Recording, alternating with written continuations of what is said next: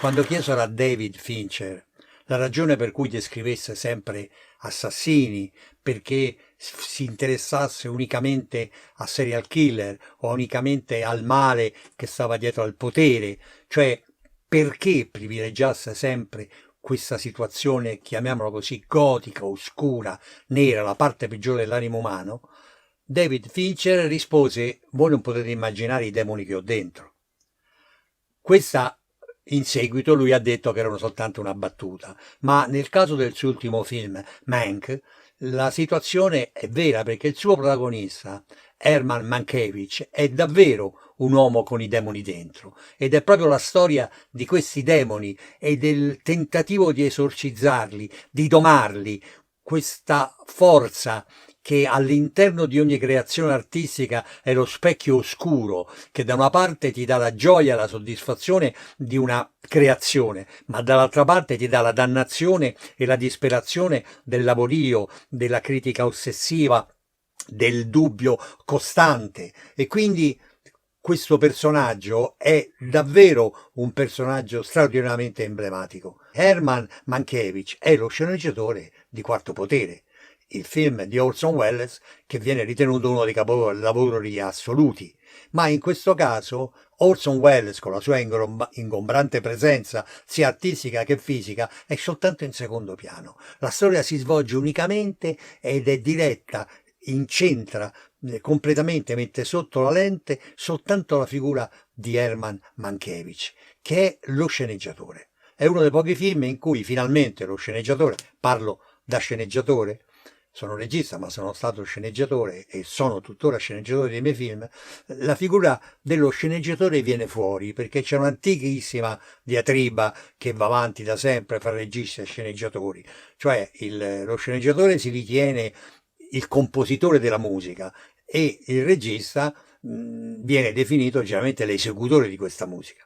Ora, in questo caso, chiaramente Orson Welles chiamarlo soltanto esecutore è un po', cioè riduttivo, è molto riduttivo, ma in ogni modo la figura di Herman, di questo sceneggiatore, è una figura importantissima e abbiamo già un precedente illustrissimo ad Hollywood, che era Viale del Tramonto, che era proprio tutto il film è incentrato sulla figura dello sceneggiatore e dei suoi demoni. Ripeto questo fatto dei demoni perché questo fatto è veramente importante e dobbiamo capire che David Fincher in questo film fa un omaggio nei confronti di suo padre che era uno scrittore ed uno sceneggiatore ed è un omaggio ancora più interessante perché David Fincher è il director vero americano, cioè è il regista americano che non scrive la sceneggiatura, è il perfetto esecutore, è colui che la mette in scena, è colui che con abilità, perizia, intelligenza, sensibilità, attenzione prende la sceneggiatura, la fa lievitare nelle immagini di un film, come dovrebbe essere sempre sotto certi aspetti. Noi invece in Europa abbiamo il regista che è anche autore e quindi a torto o a ragione, anche nel mio caso varie volte è successo, si infila nella sceneggiatura o a ragione perché ha dato veramente un apporto importante o perché spalleggiato dal produttore prende e firma anche lui la sceneggiatura soltanto perché l'ha diretta, va bene? Compiendo un gravissimo abuso che però, diciamo così, viene tollerato come il capriccio del regista. Tutti i registi europei tendono ad essere autori. Invece David Fincher, questo grande regista americano, ha un Golden Globe, ha un premio BAFTA, è stato 2 volte candidato all'Oscar, potrebbe anche pretendere di essere un autore, in realtà lui è soltanto un director, è il regista e quindi questo omaggio che fa al padre ha una componente secondo me di grande rispetto e di grande tenerezza, proprio perché nel film, come ho detto, Herman Mankiewicz è uno sceneggiatore, è la storia, è il dramma di questo sceneggiatore, uno sceneggiatore che, diciamo così, rovinato dal suo stesso talento, perché molto spesso una delle regole più importanti, più fondamentali in ogni lavoro, diciamo così, più o meno artistico, ma diciamo in generale in ogni lavoro, che cos'è? È avere l'occasione giusta al momento giusto. Ora è chiaro che occorre il talento e il talento è quella cosa che ti permette di arrivare fino alla fermata del tram. Ti fai largo fra la folla, riesci ad arrivare alla fermata del tram, poi passa al tram. Quale tram devi prendere?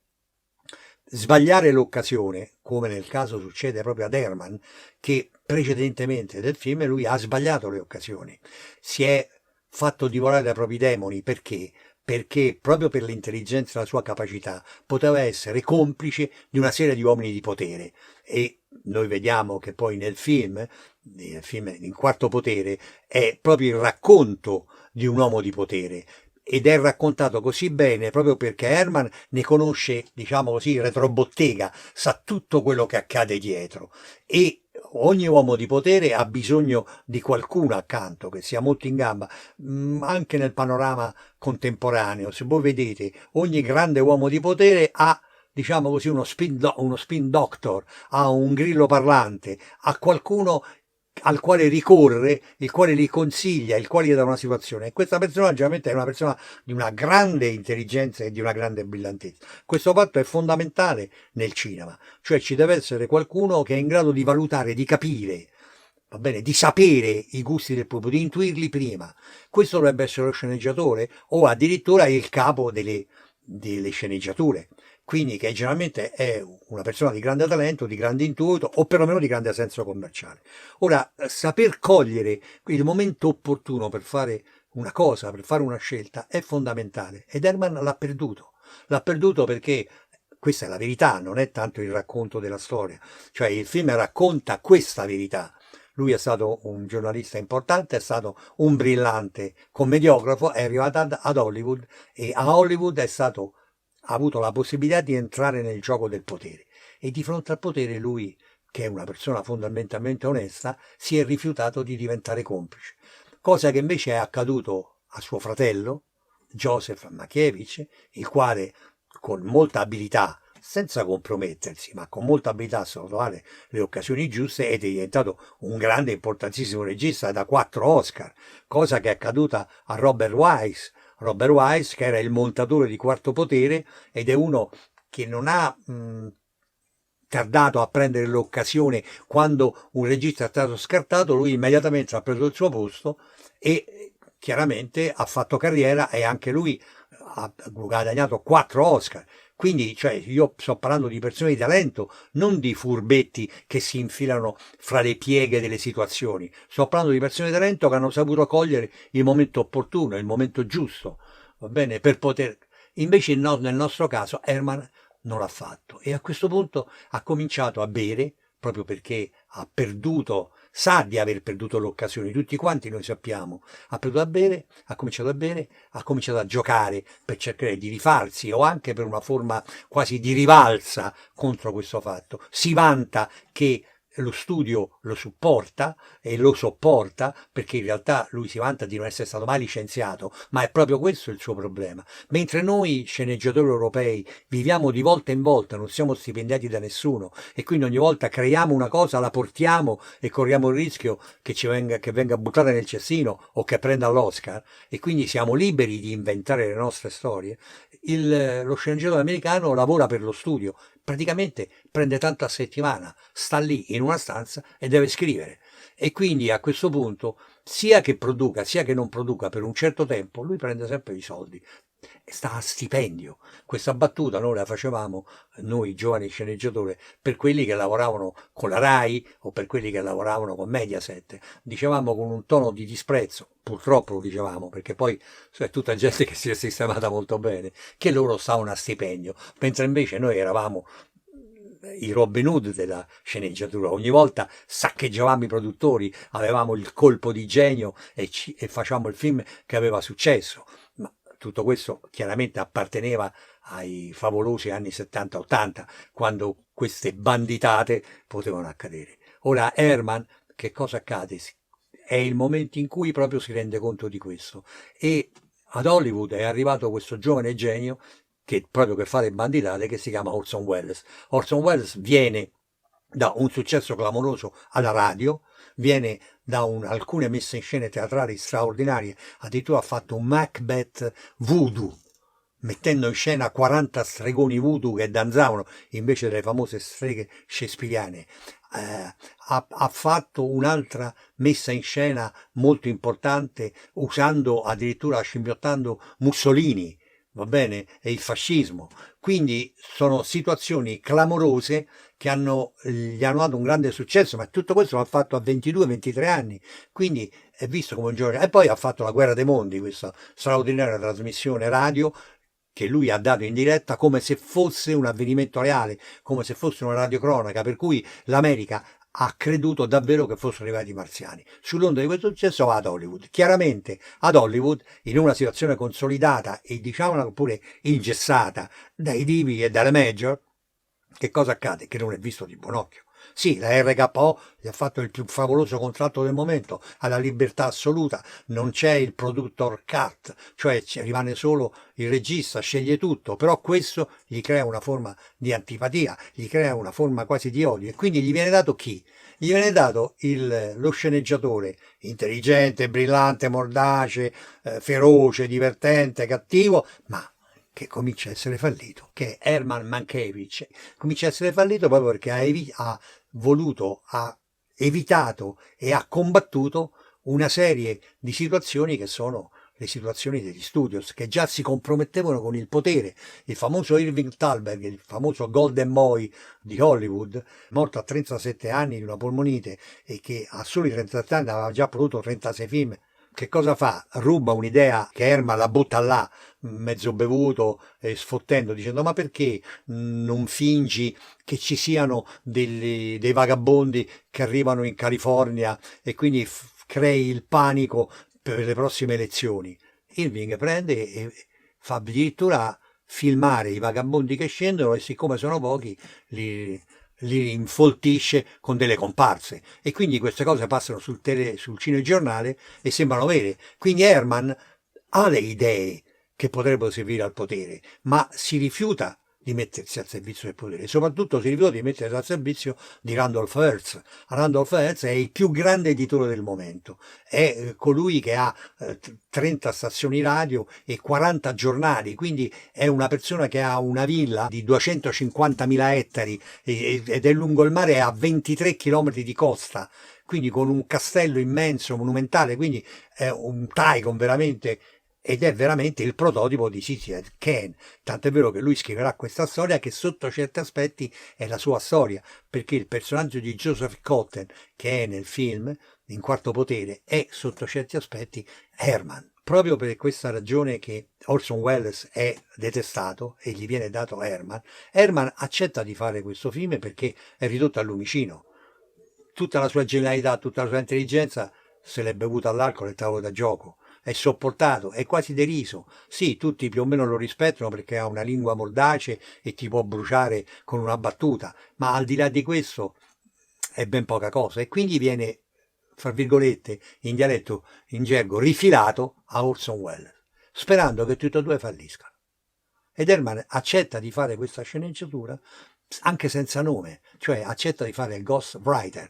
In americano lo chiamano cose, noi usiamo un termine molto più volgare e molto più brutto, negro, cioè lo scrittore fantasma, quello che lavora per gli altri. Ora non c'è niente di più offensivo, niente di più brutto, niente di più degradante di fare il negro. Una cosa è farlo quando cominci la carriera e quindi sopporti questa cosa, una cosa è farla a 40 anni, una cosa è farla a 50 anni. Significa che tutta la tua carriera praticamente è finita.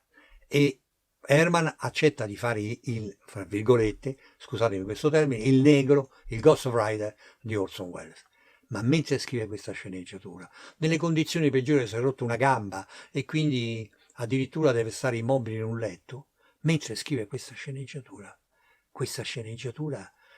viene fuori la sua vita, viene fuori la sua radiografia, si rende conto che tutto quello che ha sofferto, che tutto quello che ha capito, che tutto quello che ha cercato di dire nella vita e di tutto quello che poteva, a cui poteva servire la sua vita, è in questa sceneggiatura.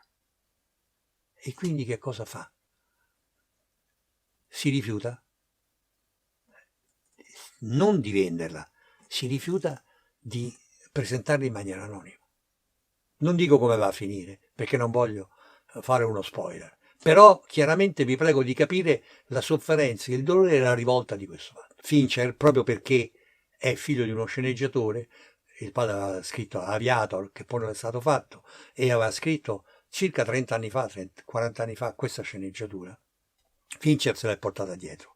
E ogni film che ha fatto, dopo Alien 3 e dopo Seven, ha provato a proporla, con una condizione, che lui voleva farla esattamente come fosse un film degli anni 40, perché Quarto Potere, Citizen Kane, è del 41, e quindi voleva farlo in bianco e nero e girarlo esattamente con lo stile, con le tecniche. Se voi ricordate i vecchi film in bianco e nero che passavano in televisione, la macchina bassa quando passano le macchine, i passaggi delle macchine, le atmosfere un po' cupe, questo bianco e nero sgranato certe volte, cioè con questi sapori come se fosse un documentario quasi, qualcosa, un documentario diciamo così dell'anima di uno scrittore.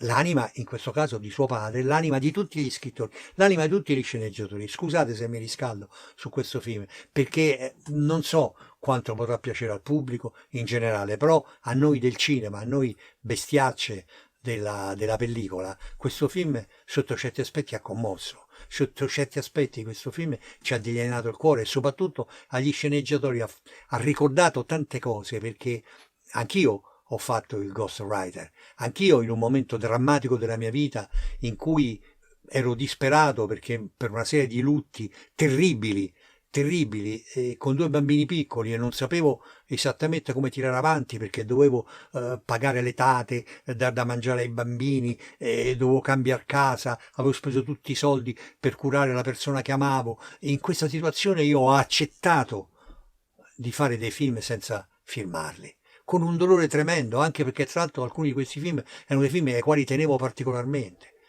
Bene, e ho anche mantenuto l'impegno e non c'è nulla di più doloroso che vedi questi film premiati e vedi delle persone che fanno le fotografie sul red carpet per il tuo film che hai scritto tu e tu non ci sei e non ci sarai mai. E non è tanto questo quanto la gioia di poter dire quella cosa l'ho fatta io. E a proposito delle occasioni, poi magari scegli di fare nel momento più drammatico, nella disperazione più completa, per una ragione che ti va in mente un film comico, fai questo film comico ed hai un successo clamoroso nel momento più triste della tua vita. Va bene? E in un altro momento in cui ti continuano a chiedere di fare dei film comici, film allegri, tu ti rifiuti di farlo, stai 2 anni senza lavorare e per caso fai un film che poi va a Cannes.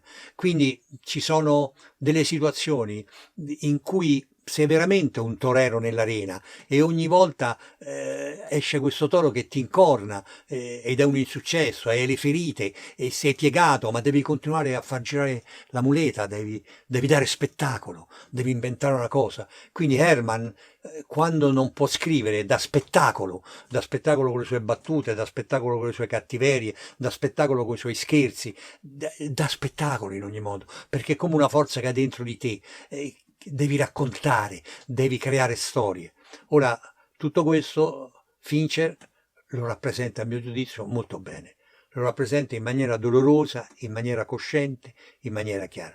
Ed è bello che questo film arrivi dopo, come dicevo prima, lui dopo i primi 2 successi ha provato a farlo e la Polygram, la società per cui lavorava, si è rifiutata di farlo. Lui ha fatto una serie di altri film e poi ha riprovato di nuovo a proporlo dopo che aveva fatto Social Network, il film su Facebook, ha preso l'Oscar, quindi in quel suo momento era importante, era nel massimo, nel suo momento più alto e quindi ha provato a imporsi e anche questa volta è stato rifiutato. Perché devi raccontare di un intellettuale che presta la sua intelligenza a un mistificatore? Che senso ha? Non serve più, oramai i tempi sono cambiati, c'è una situazione completamente differente, la gente non si fa più manipolare così. E lui si è reso conto che in quel momento è vero e quindi ha fatto altri 2 film, Gone Girl, Millennium, e poi ha fatto queste 2 serie televisive molto importanti, House of Cards, di cui di nuovo c'è questo importantissimo gioco del potere, e ha di nuovo presentato un Citizen Kane, un quarto potere di oggi, un super quarto potere perché al di là si parla della corsa alla Casa Bianca. E poi ha fatto un'altra serie televisiva molto interessante, molto particolare, che era Mindhunter, l'analisi del male, perché c'è il male, da dove viene, come si può combattere, quali sono le forme. E a questo punto però è venuto fuori Trump. e lui si è reso conto che proprio con le favole Trump aveva raggiunto il potere. Si è reso conto improvvisamente che la sceneggiatura di suo padre, di Jack Fincher, era ancora buona, era ancora valida, che Citizen Kane è ancora possibile e riproponibile e il pericolo è reale, è concreto. E ha fatto manco. Nel film c'è uno stupendo Gary Oldman. Ricordiamoci che Gary Oldman è uno degli attori più interessanti e più versatili, cioè non solo è Sirius Black di Harry Potter, non solo è Winston Churchill, ha preso anche l'Oscar per questo, dell'ora più buia, non solo è Smiley della Talpa, ma è un attore capace di immettersi in ogni personaggio possibile. Tra l'altro è uno che si porta dietro un truccatore personale giapponese, va bene, che è un personaggio incredibile e che è l'autore delle sue trasformazioni in maniera assoluta. Addirittura lui lo pretende, lo mette nel contratto, questo suo incredibile personaggio. Un'altra situazione molto interessante è sicuramente la fotografia di Messerschmitt, questo bianco e nero, addirittura vi prego di notare che nel film è come se fosse, anche se girato in elettronica, è come se fosse girato in pellicola. Addirittura ci sono i cambi di rullo, quindi delle finezze, diciamo così, da cinefilo perverso. Ricordiamoci che Messerschmitt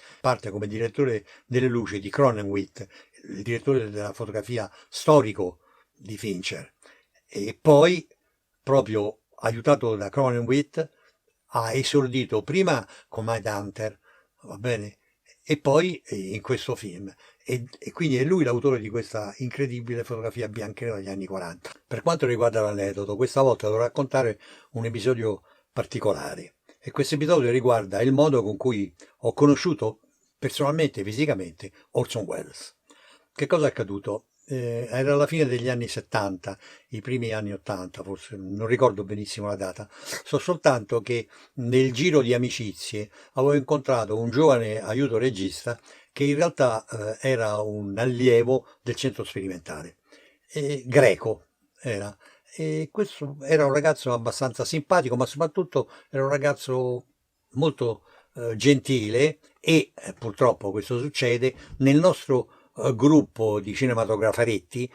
Lui era l'unico che disponeva di molto denaro, aveva addirittura un appartamento di 5-6 stanze, aveva 2 automobili e quindi una ce la prestava ogni tanto e quindi aveva una specie di passaporto diplomatico per cui poteva andare a comprare i liquori al Ministero degli Esteri pagandoli pochissimo, i liquori e le sigarette, e quindi insomma era una piccola risorsa, per cui anche se non è che brillasse, diciamo così, di particolare talento, però insomma era molto comodo da portare con noi e quindi poi si prestava a tutto, quindi era gentile, quindi diciamo così che faceva parte del giro con grande soddisfazione sia sua che nostra. E a un certo punto lui doveva fare una specie di tesi, di esame per il centro sperimentale. E in questa tesi aveva scritto un cortometraggio, mi ha chiesto di dargli un'occhiata e alla fine mi aveva detto, siccome era soprattutto un monologo particolare da svolgere in un grande ambiente in rovina, io gli avevo detto che era molto bello con questo personaggio che poteva essere anche Dio al limite o il demonio, era tutto quanto giocato su una situazione molto ambigua in cui questo personaggio delle volte parlava del bene e delle volte parlava della necessità del male. Quindi era una cosa curiosa, particolare come andava di moda a quei tempi. E quando mi disse che personaggio ci vedevo, io sparai là e dissi, beh, secondo me perfetto sarebbe Orson Welles. Dice, va bene, lo chiamo. Beh, questo altro mi fece venire da ridere perché come lo chiami, non è? Però casualmente noi eravamo in contatto con un ragazzo che lavorava nell'agenzia, il corrispondente italiano dell'agenzia americana in cui lavorava Orson Welles. Per cui tramite questo ragazzo, questo aiuto regista greco, si è messo in contatto e Orson Welles ha detto che avrebbe accettato per una cifra, credo che fosse una cifra spaventosa come 100 milioni, una cosa di questo genere. E, e fa lo stupore di tutti, questo ragazzo greco ha detto va bene. Noi abbiamo cominciato a ipotizzare che non solo come pensavamo, poteva essere il parente di qualche armatore greco. Allora gli armatori greci erano famosi per la loro ricchezza, ricordatevi. Niarchos, ricordatevi l'altro, il marito di Jacqueline Kennedy, quindi cioè passavamo per il mondo come dei nababbi, e quindi noi abbiamo pensato che questo fosse parente, addirittura il figlio di uno di questi. Per cui a un certo punto è arrivato un contratto, questo l'ha firmato, ha mandato un anticipo e dopo 15 giorni Orson Welles è venuto a Roma.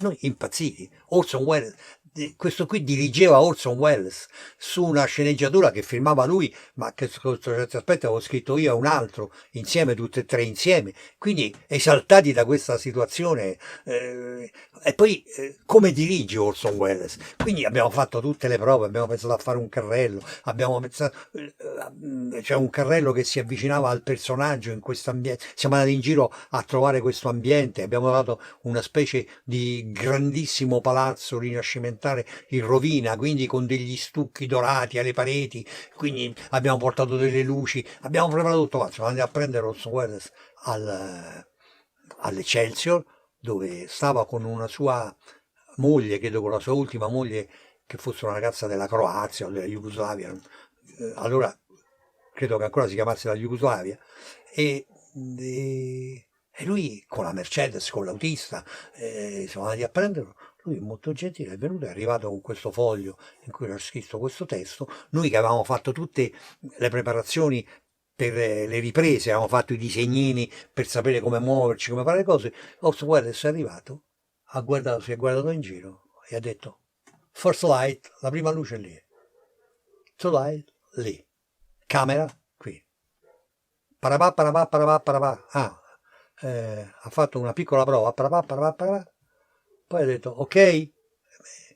Allora noi, questo regista greco, e noi abbiamo detto, beh sì, ma volevamo forse, ok, roll, che sarebbe azione in inglese. Questo francese, la macchina è partita. Orson Welles ha fatto tutto il pezzo di seguito, ha chiuso il foglietto, si è inchinato, driver please, è stato sulla macchina e se n'è andato.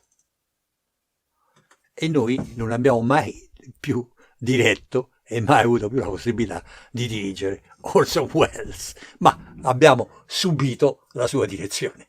Grazie. Ah, un avviso importante. Il produttore di queste video recensioni, Mario D'Andrea, vorrebbe inserire queste video recensioni in Rotten Tomatoes, ma per farlo ha bisogno di aumentare il numero degli iscritti. Quindi, se vi interessa quello che dico, vi prego per favore di iscrivervi al canale e di cliccare sulla campanella. Grazie.